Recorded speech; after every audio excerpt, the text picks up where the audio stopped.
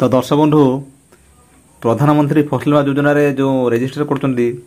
धीरे धीरे से समय एवं सरी आसला जोटा कि आपण आज हूँ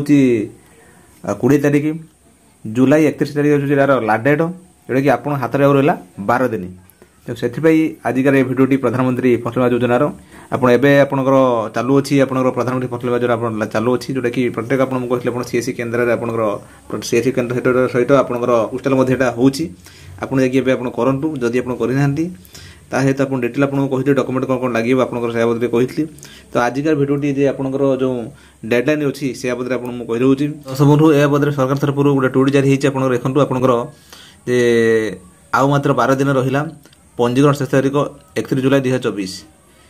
आपंकर गोटे सचोट है आपंकर मात्र पाखे 12 दिन अच्छी तेणु जल्दी आप ये पंजीकरण जल्दी सारंतु दर्शक बंधु ये प्रधानमंत्री फसल बीमा योजनार गोटे डेडलाइन जो आखिर आपंकर जो 12 दिन है से गोटे सम्यक सूचना देली आप तुरंत कर दर्शक बंधु मुझे भावुरी आजिकार भिडियो बुझीपारे जदि आप चैनल अच्छा सब्सक्राइब करूँ ए मतामत कौन लिखु दर्शक बंधु